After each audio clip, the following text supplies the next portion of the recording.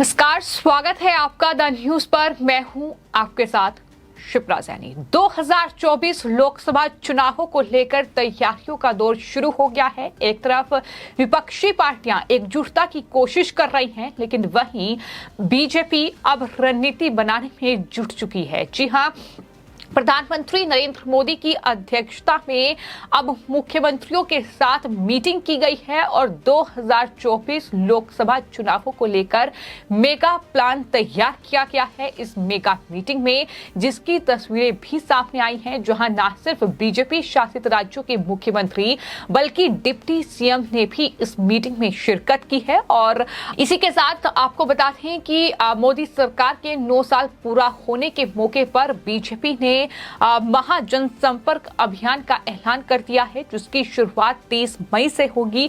UP समेत तमाम अन्य राज्य जहां पर बीजेपी सत्ता में है, गैर बीजेपी शासित राज्य, तमाम राज्यों में अब नेता जो हैं वो दरअसल जनता से सीधा संपर्क साधेंगे, यानी जनता के बीच पहुंचेंगे। तमाम केंद्रीय मंत्रियों से लेकर नेताओं को ये जिम्मेदारी सौंपी गई है कि बूथ लेवल तक जनता के बीच जाएं और बीजेपी के 9 साल के इस शासन में मोदी सरकार में क्या कुछ बड़ी उपलब्धियां देश ने हासिल की है, क्या विकास कार्य हुए हैं, ये तमाम चीजें जो हैं वो जनता को बताई जाएं। और यही वजह है कि इस महाजनसंपर्क अभियान की जो जिम्मेदारी है वो तमाम केंद्रीय मंत्रियों से लेकर तमाम जो राज्यों में बड़े नेता हैं उन्हें सौंपी गई है। बीजेपी 30 मई से लेकर 30 जून तक देश भर में ये विशेष जनसंपर्क अभियान चलाने जा रही है। विपक्ष जाहिर तौर पर तिलमिलाया हुआ है।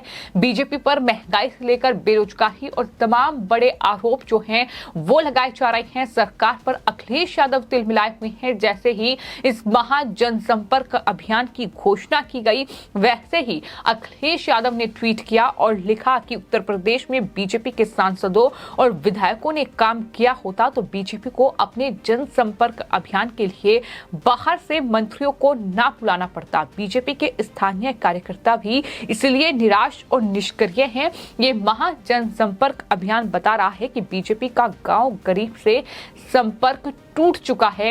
ये अखिलेश यादव ने ट्वीट करते हुए बीजेपी मोदी सरकार के जो 9 साल पूरे हो रहे हैं उस पर ये बड़ा हमला बोला है। जो महाजनसंपर्क अभियान का ऐलान बीजेपी ने किया है, जिस तरीके से बीजेपी तमाम राज्यों में प्रेस कॉन्फ्रेंस कर रही है, जनता को ये बता रही है कि 9 साल पूरा होने तक क्या कुछ विकास कार्य हुए हैं, क्या कुछ बड़ी उपलब्धियां देश ने हासिल की है। और यही वजह है कि इससे पहले जो मीटिंग है प्रधानमंत्री नरेंद्र मोदी की अध्यक्षता में, वो मुख्यमंत्री परिषद की ये मीटिंग हुई है। और आपको ये बता दें कि दिल्ली में जो पार्टी मुख्यालय है वहां पर ये मीटिंग हुई है, जहां प्रधानमंत्री नरेंद्र मोदी ने बीजेपी शासित राज्यों के मुख्यमंत्री और डिप्टी सीएम के साथ ये मीटिंग की है। इस बैठक में बीजेपी अध्यक्ष जेपी नड्डा, केंद्रीय गृह मंत्री अमित शाह, उत्तर प्रदेश के मुख्यमंत्री योगी आदित्यनाथ, असम के मुख्यमंत्री हिमंता बिस्वा शर्मा, मध्य प्रदेश के मुख्यमंत्री शिवराज सिंह चौहान, उत्तर प्रदेश के डिप्टी सीएम केशव प्रसाद मौर्य के साथ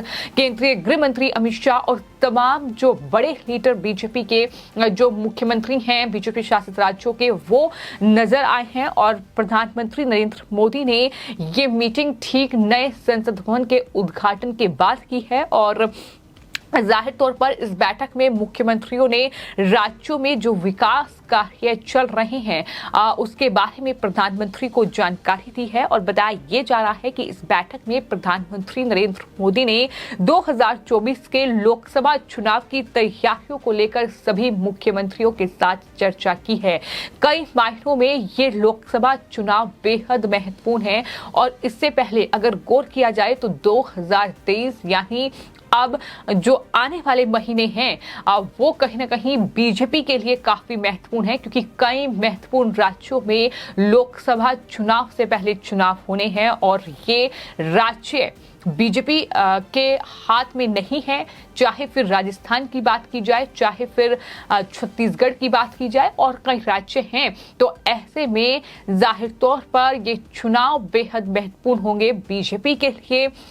और न सिर्फ 2024 लोकसभा चुनावों पर चर्चा, बल्कि इसके अलावा किस तरीके से बीजेपी जो है वो अपने कैंपेन को और ज्यादा मजबूत करे, अपनी रणनीति को मजबूत करे। क्योंकि हाल ही में कर्नाटक उनके हाथ से फिसल गया, तो जाहिर तौर पर अगर रणनीति की बात की जाए तो बीजेपी ने जो मीटिंग की है, प्रधानमंत्री नरेंद्र मोदी की अध्यक्षता में जो मीटिंग हुई है तमाम मुख्यमंत्री और डिप्टी सीएम के साथ, वो इसलिए भी महत्वपूर्ण है क्योंकि 2024 लोकसभा चुनाव को लेकर एक तरफ विपक्ष है जो लगातार मीटिंग का दौर जारी है विपक्षी नेताओं के बीच। हालांकि एकजुटता में दरार लगातार पड़ रही है क्योंकि कांग्रेस ये कह चुकी है कि वो आम आदमी पार्टी के साथ गठबंधन नहीं करेगी।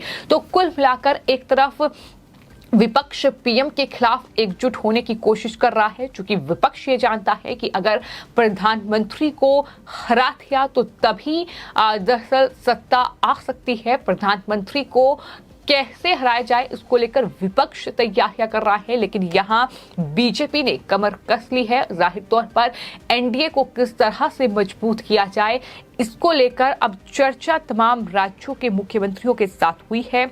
और जैसा कि मैंने बताया कि कई बीजेपी शासित राज्यों के मुख्यमंत्री जो हैं वो इस मीटिंग का हिस्सा बने। पहले संसद भवन का उद्घाटन और फिर चुनावी मंथन प्रधानमंत्री नरेंद्र मोदी ने किया। इस बैठक में प्रधानमंत्री ने ये कहा कि अमृतकाल देश को एक नई दिशा देगा और नया संसद भवन देश की दृष्टि और नए भारत के संकल्प का एक चमकदार उदाहरण होना चाहिए। उन्होंने कहा कि नए भवन के निर्माण से 60,000 से ज्यादा मजदूरों को रोजगार मिला। उनकी मेहनत को सम्मान देने के लिए एक डिजिटल गैलरी बनाई गई है। ये तमाम बड़ी बातें प्रधानमंत्री की ओर से कही गई और यही तमाम चीजों पर चर्चा इस मीटिंग में हुई है। और जैसे ही प्रधानमंत्री नरेंद्र मोदी की अध्यक्षता में ये मुख्यमंत्री और उप मुख्यमंत्रियों के साथ मीटिंग हुई, जिसमें 2024 लोकसभा चुनावों को लेकर मंथन हुआ है, जो जानकारी फिलहाल सामने आई है। लेकिन इसी के साथ जो बीजेपी ने मोदी सरकार के 9 साल का जो कार्यकाल पूरा हुआ है, उस मौके पर जो घोषणा की है महा जनसंपर्क अभियान की, उससे अब विपक्ष जो है वो तिलमिला गया है। चूंकि ये अभियान जाहिर तौर पर एक बड़े पैमाने पर चलाया जाएगा। 30 मई से 30 जून तक देश भर में बीजेपी ये विशेष जनसंपर्क अभियान चलाएगी। जाहिर तौर पर ये अभियान जो है, इसके अंतर्गत प्रधानमंत्री नरेंद्र मोदी खुद देश के कई राज्यों में रैलियां करने जा रहे हैं। उनकी रैली कार्यक्रम की शुरुआत जो है वो राजस्थान के अजमेर से होने जा रही है। अजमेर में पीएम मोदी 31 मई को एक बड़ी जनसभा को संबोधित करेंगे, यानी खुद प्रधानमंत्री इस जनसंपर्क अभियान का हिस्सा होंगे और वो रैलियां करेंगे। ये भी जानकारी सामने आई है। और जैसा कि मैंने बताया कि कई ऐसे मंत्री हैं, केंद्रीय मंत्री हैं, जिन्हें जिम्मेदारी सौंपी गई है। बीजेपी मुख्यालय की ओर से जो बयान जारी किया गया है उसमें ये बताया गया है कि अभियान की सफलता के लिए पार्टी की प्रदेश इकाई के अध्यक्ष भूपेंद्र सिंह चौधरी और प्रदेश महामंत्री संगठन धर्मपाल सिंह प्रदेश से लेकर बूथ स्तर तक अभियान की तैयारियों को लेकर समीक्षा कर आवश्यक दिशा निर्देश जारी करेंगे। तमाम जो नेता हैं उनका नाम सामने आया है। बीजेपी की प्रदेश इकाई के महामंत्री संजय राय ने ये जानकारी देते हुए बताया है कि केंद्रीय ऊर्जा नवीन और जो नवीनीकरण ऊर्जा मंत्री हैं आर.के. सिंह, वो कानपुर, अकबरपुर, जालौन और झांसी लोकसभा क्षेत्र के समूह प्रमुख के रूप में जिम्मेदारी संभालेंगे। इसी के साथ सांसद और जो गुजरात के प्रदेश महामंत्री हैं विनोद चावड़ा, वो भी रहेंगे। केंद्रीय विदेश संस्कृति राज्य मंत्री मीनाक्षी लेखी जो हैं वो आगरा, फतेहपुर सीकरी, फिरोजाबाद, एटा लोकसभा क्षेत्र के समूह प्रमुख के रूप में जिम्मेदारी संभालेगी। यानी तमाम अलग अलग जो मंत्री हैं उन्हें जिम्मेदारी सौंपी गई है। सांसद मनोज तिवारी जो है वो उन्नाव, मोहन लालगंज, लखनऊ और बाराबंकी जो लोकसभा क्षेत्र के समूह प्रमुख के रूप में जिम्मेदारी संभालेंगे। तो अलग अलग लोगों को अलग अलग जिम्मेदारी सौंपी गई है। किस तरीके से बीजेपी अपने इस पूरे महा जनसंपर्क अभियान को बड़े पैमाने पर लोगों के बीच लेकर आए, ये बताए कि सरकार की क्या उपलब्धि रही है। मकसद यही है कि जनता तक अपनी उपलब्धियों को पहुंचाकर, विकास कार्यों को बताकर कि किस तरीके से 9 साल में देश ने उन्नति की है, ये तमाम चीजें बताकर वो जाहिर तौर पर 2024 लोकसभा चुनाव के लिए खुद को मजबूत करने की कोशिश कर रही है। और यही वजह है कि विपक्ष की ओर से ये इस तरह की बौखलाहट जो है वो देखने को मिल रही है, जहां अखिलेश यादव से लेकर कई विपक्ष के नेता हैं जिन्होंने बीजेपी के इस महा जनसंपर्क अभियान पर हमला बोला है। फिलहाल आपकी इस पूरे मामले पर क्या राय है, हमें कमेंट बॉक्स में जरूर लिखें और चैनल को सब्सक्राइब करें। धन्यवाद।